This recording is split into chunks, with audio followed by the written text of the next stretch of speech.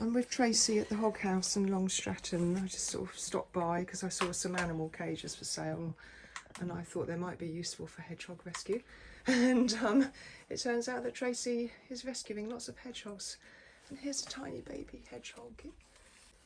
This one was a hog was brought in, a good healthy hog, bless her, and couldn't find anything wrong, no parasites or anything, but highly suspicious that she was pregnant.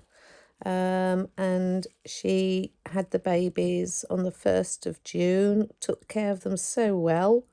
And then on the 6th of June, I went and found mum dead. So we've got 3 little orphan babies.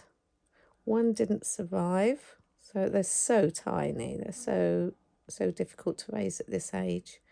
But these 2 are hanging on in there. This is a special lactose-free formula that we have to feed them. Then they go on to the liquidized meat, and then wean off. They become completely independent at about 250 grams from mum. So it's quite a weight, isn't it, considering what they weigh now? It is, yeah, that's right, yeah.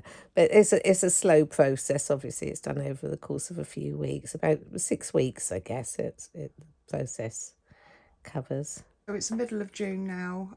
What should every householder with a garden, what would you like them to do? Have a hedgehog highway so that all the hogs can go in between gardens. So that's cutting a hole in a fence? Yes, yeah. They walk about 2 miles a night. Yeah, they go about 2 miles a night. Just being in a couple of gardens isn't sufficient for them food-wise. And of course they're all being pushed into the towns and villages because we're putting pesticides on the fields, taking out the hedgerows. So they come here and then they face all the host of dangers. Rat traps. Anywhere a rat can get, a hedgehog can get, unless it's up high. The poison, if a hog comes across a dead rat and it's hungry, it will eat it. So that's the poison thing, apart from other wildlife getting it as well, obviously. There's vegetable netting, goalpost netting, drains, trenches that you might dig in your garden, slug pellets, patio cleaners. They're all really dangerous for hogs. Yeah. Hedgehog highway, food and water, kitten food preferably, as I say, because that covers the whole range, young to the old, toothless. Yeah, that's an important point because apparently when a lot of hedgehogs, when they're 3 or 4 years old, are losing their teeth or have lost their teeth, and they can't eat standard hedgehog food. The kitten food is a good... And it's better than the hedgehog food in a lot of cases, because unless you buy an upmarket hedgehog food, the cheaper ones tend to put in peanuts, sunflower seeds, and worst of all, mealworms. Hogs must never eat mealworms. Really? Absolutely. They all contain a high level of sulfate, which affects the calcium in the hog's bones.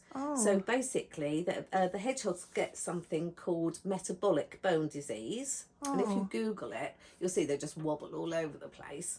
And their x-rays just show hundreds of tiny little fractures. So they end up disabled and starved to death. But they absolutely love mealworms. So they eat them and eat them. People buy the food, they eat it. So the manufacturers keep putting it in because they're making money out of the sales, aren't they? And water, I mean, are we talking about a saucer or a big wash? You can use big anything bowl? from a shallow dish like that. Make it quite shallow because they can drown in them if they're tiny. Also the birds and bees and things, if you put pebbles in the bottom, insects can drink the water without drowning. Anything like that, or even a plant saucer. I use plastic plant saucers a lot because they're big, aren't they? And you can do that. If you've got a pond, also make a way to get out, because hogs do like to swim, but they struggle getting out. So just some stones up the side so that they can get in and out easier. Streamers. Streamers and bonfires. And what people need to remember, if there's a mouse in the grass or in the bonfire and you go and bang it, that'll be off. Yeah. Hedgehogs don't do that. They No. freeze, don't they? So ideally, if you're having a bonfire, you need to move it just before you light it. If you don't want to move it, if you just put sort of like broomstick under the bonfire and lift it so that the hedgehog is aware, then go away and leave it for 10-15 minutes so the hog can uncurl and be brave enough to come out and go. And same with strimming, you know, that just balls up and that's it, he's scalped or he gets a leg cut off or whatever. We see horrendous injuries from strimming. There's little hedgehogs going back in his incubator. Oh, in you go. With his, is that the brother or the sister? Yeah, that's a sibling, yeah. Oh. They're going to be cleaned out in a little while. Okay. What temperature do they like? 32 at this stage, at this size. Wow. Yeah. So they would actually have that in their own nest if they were in nature. Yeah, Mum. 32 Yeah, it's degrees. amazing how warm the nests amazing. get with the straw. Even now, Wow. yeah, it's. Wow. Mm.